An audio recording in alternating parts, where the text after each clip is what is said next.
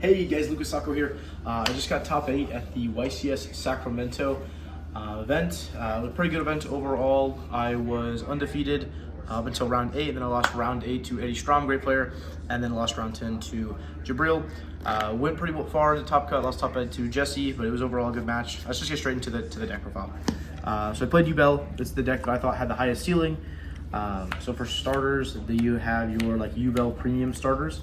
So these 8 here, you want to see, 8. You want to see one of these 8 in your opening hand. This is how you access your Yubel engine really early and how you play it on hand traps really well. Besides that, you have your other starters, still good starters like your premium starters, but they're just not as good as the Yubel ones. So we played 6 of the Beckoning Beast cards. These got upped from the last time. We were playing 5 before, and it got upped just because we added hand traps to the deck instead of board breakers, so we needed a higher deck count, and this helped dissolve the games that we bricked. Besides that, there's the 3 engravers. 3 more starters for the deck helps, and it's just a great extender overall. So that's it for the starters. Brings us to a large amount of starters for the deck. And then for the Yubel engine requirements, I played 1 of each. A lot of people are playing 2 of this right now. I think in a build that's playing hand traps, you probably have to play 1 of this, just because you need to maximize on the amount of hand traps you play without going super overboard card wise. With that, you have the 2 best extenders in your deck, the 1 Stormer, 1 Sharvara. Yeah, you don't necessarily want to draw these just because they're searchable, but it's never a bad thing if you do draw it. Then we played the engine requirements for the other packages. As for the Beckoning Beast stuff, you need this to play, and then you need Lurie for the Fiendsmith stuff. Both these at least do something, it's at least a body. Then for the other engine spells, it's just 1 Tract, 1 Pain, then the Chamber for the combo. Pain overall, good extender, same with Tract. They're never bricks, right? You just prefer to search them if you can. For the hand traps, I did play 17 of them in our 44 card deck. So 3 Nib, 3 Ash, 3 Ogre, 3 Veiler, 3 Imperm, and 2 Bestials. The reason that I chose these hand traps for the lineup is because Nibiru is overall just the best card of the format. If you compare this with any non-engine, it should seal the game instantly. Unless you're playing Yubel, then it's a little bit iffy. And Veiler pairs very well with the Nib. Ogre plays very well with the Nib because of Appaloosa. Same with Imperm. So all 9 of these pair very well with the Nib. And then as far as the Bestials go, a lot of the time you can at least Bestial them in combination with the Nib, to where you can make sure that either the Drew Swarm goes through or the Nib goes through, whichever one you're really trying to push through onto the board. And the Bestials also give you just more bodies going second to help you break the board. So that's it for the main deck. 44 cards with 17 hand traps. Onto the extra deck. 3 Phantom of Yubel. This will probably never change. This card is absolutely necessary at 3. This card should not be legal. It's a custom card for the deck. And then just the generic links that are in here, you have the Unchained package of Rage and Yama.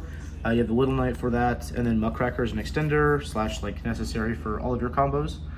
Then you have the Beatrice. I chose to play this over Aerial Leader, and the reason that I did is because this deck does play Desiree. If you go for the Aerial Leader combo, it's really hard for you to end with Desiree, because you're giving up so many Light Fiend bodies in circulation in order to make that. You're not going to have access to the Lacrimosa unless you're using Tract for it, which means you can't use Tract for this. It really just messes up the combo in that regard. Besides that, Beatrice has another unique interaction. Whereas normally if your Spirit of Yubel gets stopped in an Aerial Leader build, it's really hard for you to get back onto Pain unless you hard draw it. Where you can go, in this build, you can use Beatrice to send the Pain, and then use Opening to add it back. Since we have 6 Beckoning Beasts, so it's very likely that that is the case. Then we played Caesar and Barudris, pretty standard extra deck monsters. And then for the Fiendsmith package, just the standard 5 with Desiree, right? Most of the end boards were really strong. It's either one of the Xyz monsters, Desiree, with a Phantom of Yubel, and then you have the trap card for Rage. This is almost every single end board. It just gives you a lot of different layers of protection, and having double Omnia on the field, as well as if you remove either one of these, it's a detriment to your opponent, so it's hard for them to break the board. Onto the side deck. The side deck is 3 Phantasme and 3 Chummy. So the idea is that post side, you have 23 hand traps, and the hand traps right here help you draw into more hand traps. So even though I don't think there's more good hand traps to play in the format, we can play ones that'll draw us into the ones we're already playing. These also help you like craft your hand to make like a perfect hand into your opponent. It's like you can kind of feel out what you're wanting to do. These cards were overall very insane this weekend. And then played with 3 talents. This was the go first like card that I decided to play. It wasn't anything special. It helped me one game, lost me a game. It was fine. I don't know if I'd continue to play this in the future.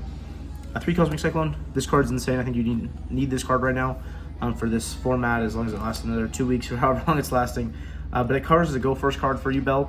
It covers the Runic matchup, covers the Runic Stun matchup, covers a lot of things independently, and I think this card's just overall worth playing.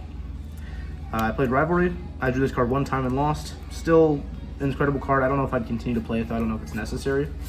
And then I sided Anguish. This card was insane. Absolutely insane card here. It helps you break boards when you're going second.